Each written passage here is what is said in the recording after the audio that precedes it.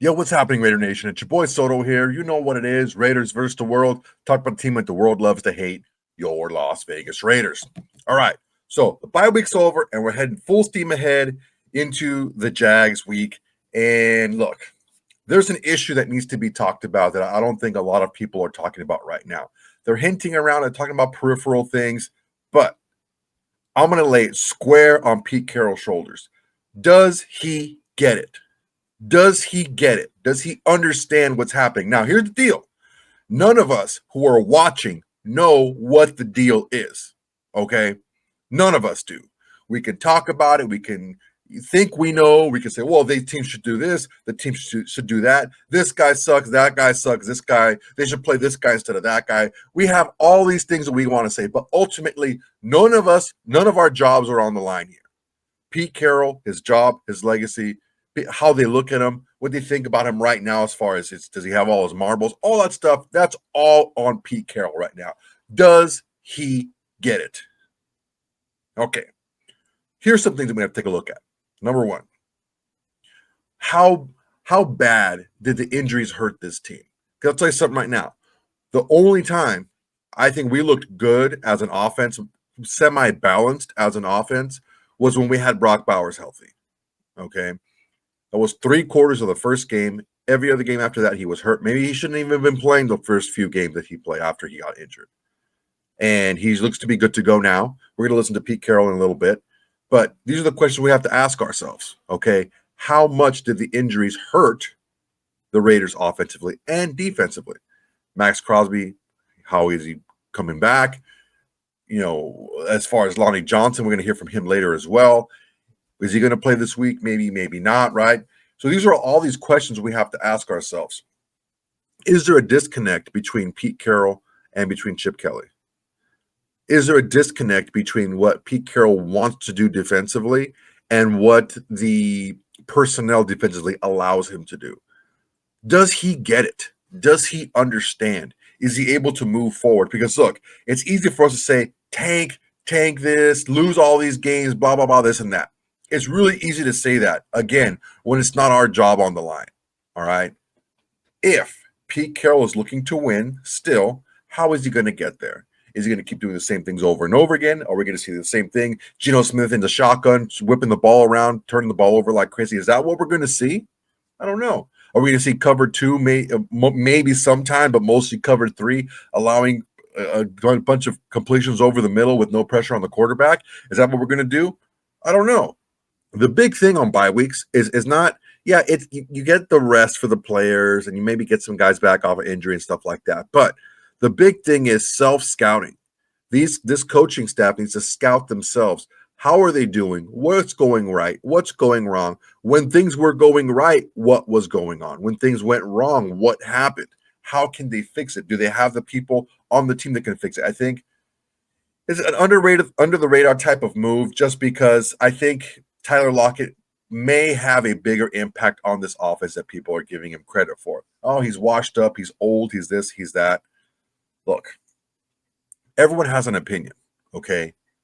But ultimately, no matter how good you are at reading X's and O's. Now, I'm not as good as, let's say, the guys that like tape don't lie, right? Those guys are really good. I can watch and I can break down film, and I've done it before. You guys have seen it. But that doesn't give us the whole picture. Okay, what's going on behind the scenes? What's going on in the locker room? What's going on in the meeting room? What's going on the coaching staff? Is all that stuff ironed out?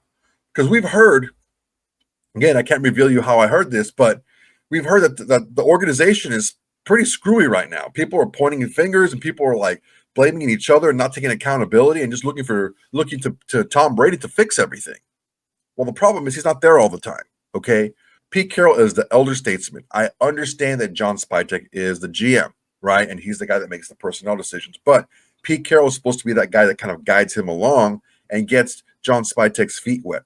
What are we doing to make this team more competitive? Now, I understand there's some people out there like, no, we suck. We're going to lose. We should just lose out and all this stuff. Again, yeah, that's all. That's all. If you want to be a mindless fan, do that, okay? But this team probably is not going to contend against some of the better teams out there. Probably not. So what are we looking to do? Because I'll tell you something right now.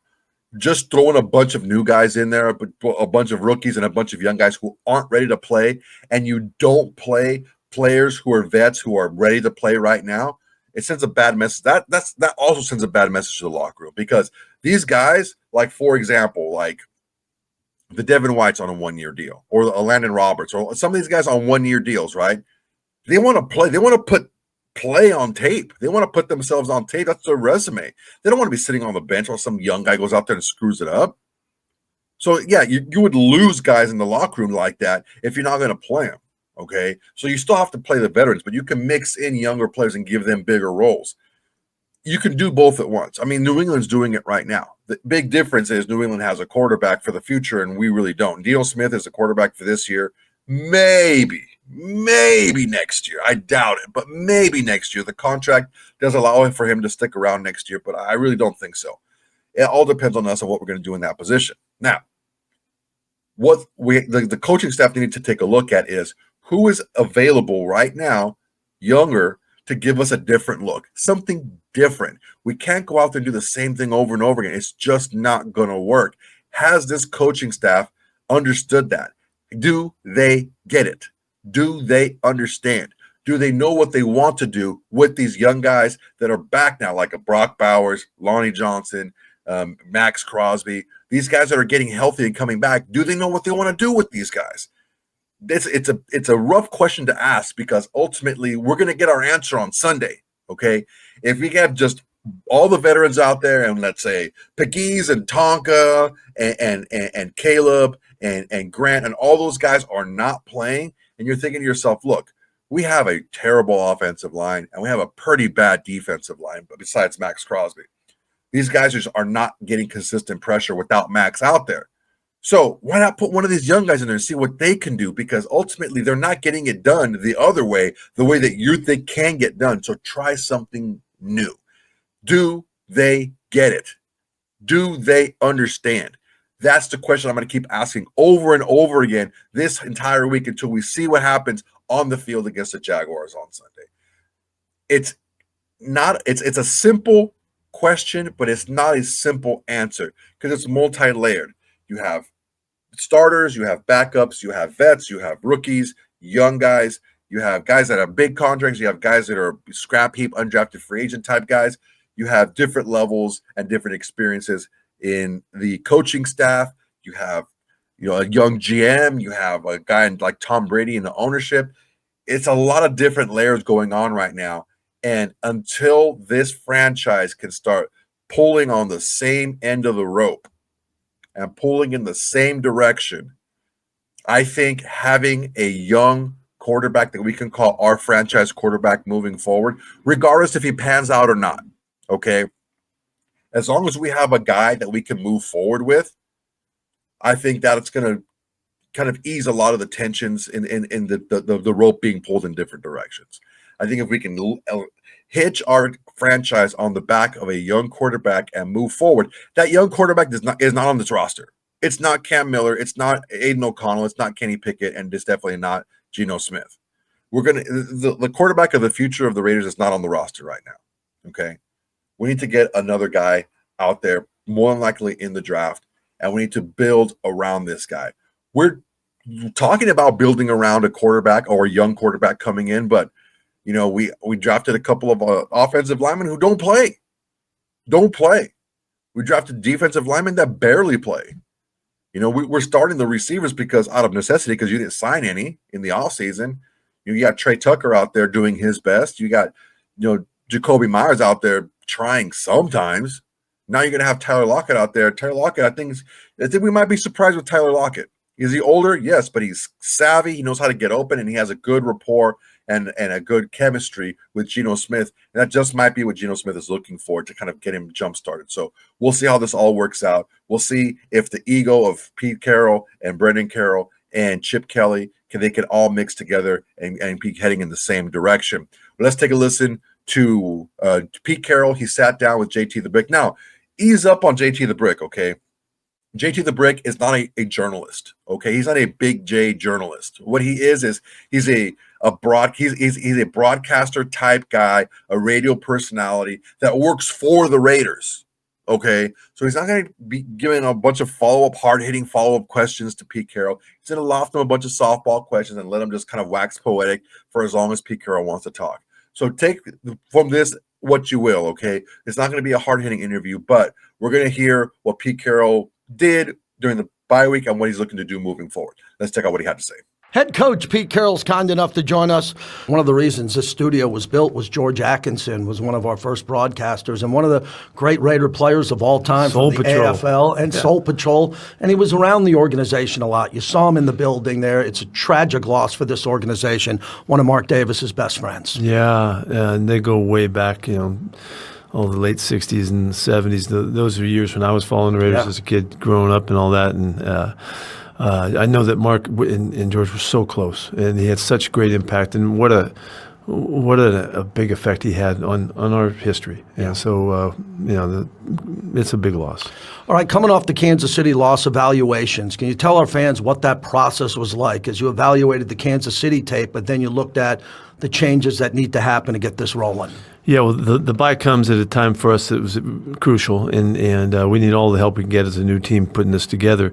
And we had to take some hard lessons in this one. They performed really well. They got away with the mistakes that they did make that we could have taken advantage of and didn't, and were able to control us really on both sides of the football. So we ran up against a real buzzsaw in this thing.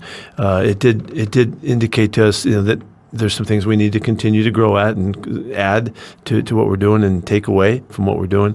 And it'll really be a different game next time we play them if Maxx is playing for us full speed and Brock is playing for us full speed, and we can use those two key players as instruments for our success and make them have to deal with us. We miss those guys in this game, and they're such a talented group, and they're so well experienced and grooved at what they do. And he's done a marvelous job, and they did the Patrick Mahomes on us. He had a typical game for himself. Scrambled really well, made great decisions, threw the ball really short and underneath, but highly effective, and they just controlled the football game. As you wait to get players back, you get Lonnie Johnson back, Brock, Maxx, you mentioned here. So this is a big week on the injury report, even coming off the bye. So what's that conversation like with the trainers and the doctors and the players as you get ready for Jacksonville? Well, there's been a lot of projections for when these guys would return. Max's thing kind of popped up here just in a week.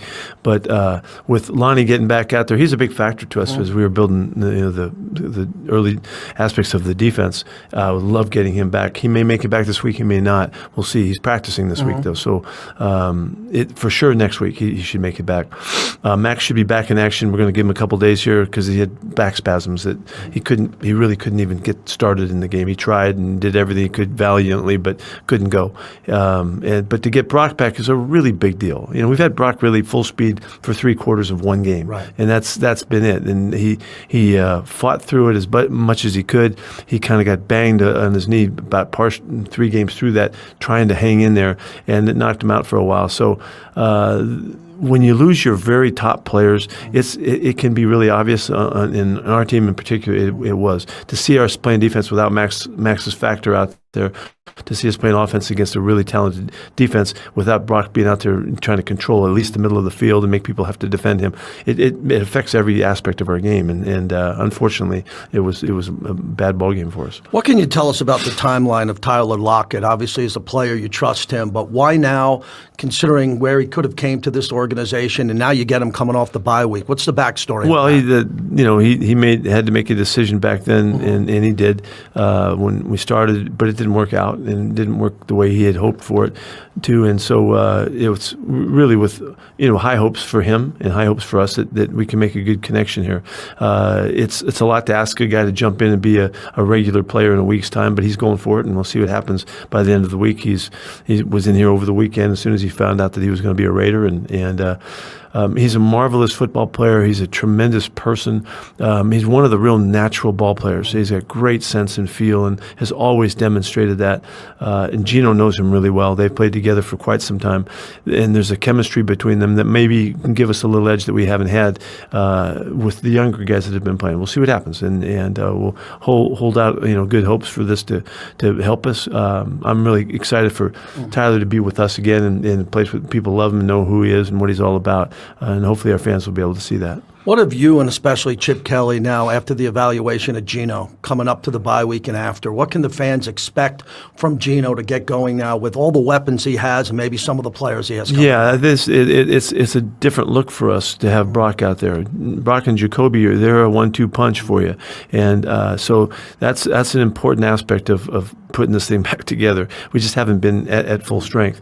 The running game is going to continue to be a concern for us, that we can keep that balanced so that we can keep multi-dimensional and make sure that they have to defend the running game. I think Ashton's done a fantastic job of getting his rookie season started with, I think, some big blowout games coming and some big runs coming that'll affect the game. And so that'll be a big part of what we're doing. But we need to just mix it all and make sure that we can use everybody effectively. And Chip is really good at doing that, so I'm hoping we can show that to our fans. Yeah, that's my follow-up. I'm happy you mentioned that with Ashton. It's his first NFL bye week. A young player in this league, when the holes are open, he's hitting them. When they're not, he's getting hit from behind the line of scrimmage. I think he probably needed a little bit of a break here. Those legs are still fresh, and he can carry them. Oh yeah, he's a young buck out there. He can go. He practices really hard every day, and he's in great condition and all of that. It's just the consistency that we need to find, and he is. I think he's already shown us that he's improved and he's ready to go. We just need to get him his space and get him his chances to score. He'll do that. Let's move to Jacksonville, second in takeaways, 2 per game. This is a team that really turns the ball over well, especially when it comes to interceptions. Yeah, they came out. I think they had 10 turnovers in the first 3 games. They really were on fire, and it got them, like it always does, it gets you your wins. And so we can't let them have the football. It's just, we just got to keep hold of it, make sure we throw it in the right spots and don't give them the football, because that's where their successes come from, which is no surprise. That's how the game works. Brian Thomas Jr. had a big game here last year, and now they add Travis Hunter, and they haven't gotten him going the way they want to, but he had his best game last week. Yeah, well, there's nobody that has higher expectations than for Travis, with all of his background and the great play. He's a tremendous athlete. He's not just a good, fast kid, that can play ball. He's got great instincts. That's why he can play on both sides of the football. I remember asking him at the combine, are you worried about playing both ways? He said, heck no, I've always played both ways. He wasn't even concerned about it. That's the guy that has the kind of savvy and awareness that makes him unique and special, and is why they went so hard after getting him, and he's right in the centerpiece of their offense in particular. Defense, maybe they're cutting back a little bit on that, but offensively he did really well last week. He's not just a catch guy, he's a catch and run guy, and he blocks you as well. He's got a good mentality about him. When Trevor Lawrence came out of Clemson and you saw his size and his deep ball, and he struggled that time. Some days he has big games, others he doesn't. What concerns you about him in the pocket? Because he can get sneaky fast outside the pocket, but when it's clean, he can make every throw. Yeah, he's fast, and he's got a knack for escaping and scrambling. We just got through maybe the most productive scrambler in the history of the game, but with Mahomes last week. So we'll be ready for that part of it. But he does have all the big throws in him, and they have an offense that has a big expanse to it. They will work the ball down the field. They will play action you. They put him on the perimeter and on the run with the idea that he can keep it and get out. And he is an effective scrambler, like he showed, beating Kansas City the other night. So he hasn't always been on everything, but he can do all of it. And so he's a great threat, and we have to really be ready for this. Travis Etienne, 5.3 per carry, so they can hand it off to him on second down, third down, and he has a nose for picking up the first down. How does your defensive interior and linebackers have to get to him to slow him down? Yeah, I don't think it will start JT anywhere but in the running game. We can't let them run the football, and then all of their play passes and their boots and the things on the perimeter they like to do come to life. So it starts with the running game, and they've shown a willingness to stay with it and to stick with it and hammer the football at you. The Panthers game comes to mind that they really ran the ball very consistently, and so Etienne is a really good football player, and he can break the long one. He's busted some long runs already. It's where the big average comes from. So it's a well grooved, skillful offense, and so we have to take care of business there. What do you see with Liam Cohn and his style? A first year coach here is trying to figure it out here, and he's off to a good start in Jacksonville. Well, he comes out of the tree of the Shanahan and McVay tree, and so there's there's a lot of similarities in how those guys coach their football, really deep beliefs. Those guys started with a great foundation, and they've passed it on to a lot of young coordinators. And so that's what we're seeing from them for sure. Did a really nice job at Tampa, and they're out to get it. They got off to a good start, and they're trying to get back on track too. So we have a lot of respect for what they know and what they do, and how they'll game plan for us. Last one, Coach, to the fans now. They're back home at Allegiant Stadium, off the bye. They want to get rolling here. You have an opportunity to get something going. What can you say to that? They were great last time in, and they responded the way we needed to them against the Titans, and this is an effective place to play. The place roars well, and so we need all the sounds we can get, and we need to create it by our play, like I always tell you, and hopefully we can continue to work together and start to build something here. Good luck, Coach. Thank you very much. So not too terribly much that we got from Pete Carroll on this, but he did kind of echo what I was talking about earlier. How are we going to look different when we have our best players playing? Brock Bowers is our best player on offense, and he wasn't been playing at full speed and full strength since the third quarter of the first game. What's going to happen with Maxx comes back? How's that back thing going? Are we going to be able to get him right for the game? Lonnie Johnson, I think Lonnie Johnson is going to play a big role in the defense. Right now we have two safeties who really aren't deep safeties that are trying to play deep. They're more of a box safety and a glorified linebacker that plays safety. So we'll see how this all works out. These are not going to be sweeping changes. We're not at the point right now where we can make huge changes, where we can change this locker room. That's what a lot of people are trying to say, like, well, just play the young guys. Well, we don't have so many young guys that we can just bench all of the vets.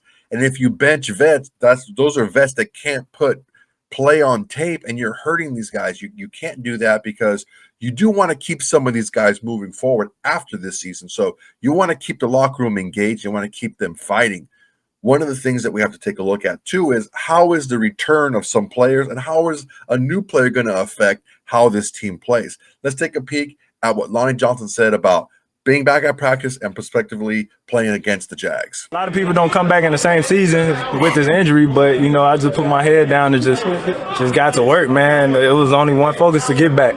It doesn't sound like you took any time off. You were basically back at trying to get back as quickly as possible. What was that process like? Man, it was a long road. Like I said, man, without God, I got strong in my faith during this time, man. My wife was very supportive the whole time, the whole way. And then these guys, man, we was just pushing each other to get back. I had one goal in the beginning. That was to come here and just prove what I can do, and still got 9 games to do that. You were obviously having a great camp. Do you feel like you could kind of pick up where you left off, or how much is that process going to be to get back in? Man, it's just taking it one day at a time. Just taking it one day at a time. Like I said, I had a goal in mind when I first got here, to prove to them that I want to be here long term. So, hey, take it one day at a time and just stack every day from here. What do you think right now at this part of the season, with you coming back, what do you think is the biggest thing you provide to the secondary? Man, just a spark, just picking up where we left off, communication, just being interchangeable with all the guys, just letting us just do different things that we probably couldn't have done in the beginning of the season with me being out. So just getting back to the basics, man. Like I said, I was having a great camp, and all the guys was rotating well, so just get back to what we was from the start. And I guess just running back onto the field on Sunday, just describe what you think that moment would be like after this whole long road to recover. Man, I honestly don't know, man. I'm just waiting to see how my emotions gonna be too, So just trying to just be here for the guys, man, and do whatever I can to help us get it done. Do you think you'll be able to play on Sunday? Or? I ain't giving y'all no information like that. I gotta talk to them boys. Yep. Talk to them. I'm gonna leave it up to them, man. They want me to play, I play. If they want me to chill out, I'll chill out. I'm just not getting back. So take it a day at a time. Yeah, man. Lotto, man, he's looking like he's ready to rock. We have the players to do it. It's just we just needed that full complement, and we were missing it on defense. Lotto Johnson's not a game changer or anything, but he can help, and that help can help put other players in better positions. Just like Brock Bowers getting back. Brock Bowers is that dude, right? And he can make a big difference. But one of the differences he makes is, instead of the number one corner covering Jakobi Meyers and taking him out of the game, he's not covering Brock Bowers, which means the number 2 is now covering Jakobi Meyers, and the number 3 is covering like a Jack Besh or a Trey Tucker or whoever, right? So everyone gets slid back down into their normal spots, and they don't have to play over themselves, right? So a lot of good things coming up. I'm hopeful that the signing of Tyler Lockett can kind of give Geno a little bit of a kind of a balance right, and get him a little bit more grounded, being able to play a little bit better because he has such a good camaraderie and good chemistry with him. Let's hear what Tyler Lockett had to say about signing with the Raiders and coming up on his first game. For you to be signing Geno and Pete Carroll? Oh, yeah. I mean, I think it was just conversations with my agent. And, you know, obviously once I was able to get released and the time went by on waivers, I was able to kind of talk to Pete. And I think it was pretty cool just to be able to have a chance to come back. Like, obviously, I played with Pete for 9 years, so I understand his system. I understand what he's trying to bring to the culture, and just thankful that I got another chance just to be able to play for him. And with Geno, a guy that you played with for 5 years and as a starter, that chemistry doesn't stop. I wouldn't imagine. No, it doesn't stop. I mean, you know, we grew so much just being able to play. We went through different coordinators, learned different systems, understood how to adjust our game, but still being able to, like, build. And so it's been pretty fun just to be able to come back, kind of trying to pick up where we missed off. And it's cool not being able to have to go somewhere else where you don't always have to try to figure out how to play with somebody in the middle of the season. It's like we already had that chemistry, and so we can continue to go from there. What do you feel your role can be over these last 10 years? Just to help the team win. Like, I feel like that's the role that I'm going to have, is to be able to do whatever is necessary to help the team win, and that's what I'm going to try to do. You got a first look at this team a couple of weeks ago when you were with the Titans. When you just look at the receiver room, just based off of that game, what are some things that are, you know, impressive about that? Yeah, I mean, when we have played against them, they did a great job getting open. They did a great job scheming. They did a great job being able to make everything look the same. And I think when you look at this team, like, you got people who can take the top off. You got people who can be able to run routes, who are savvy, who can get open, who can create mismatches. So I do think there's a really good thing going here. There's also some young wide receivers. You were a young wide receiver back in the day.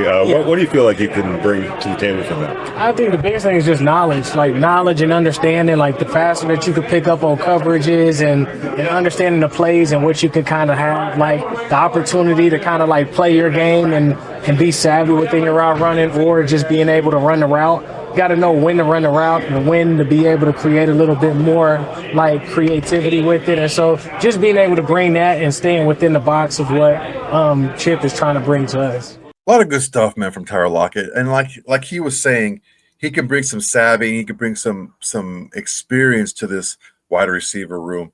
I think it's going to be a really big help, especially a guy that's been with Pete Carroll when he's been successful and knows what a locker room is supposed to look like. To bring that, just to kind of solidify that in the locker room, I think it's going to be good, especially with the young guys in the wide receiving room. Look for things to look a little bit better. I'm not going to guarantee a win or anything like that, but look for this thing to look a little bit cleaner and look a little bit better. Again, do they get it?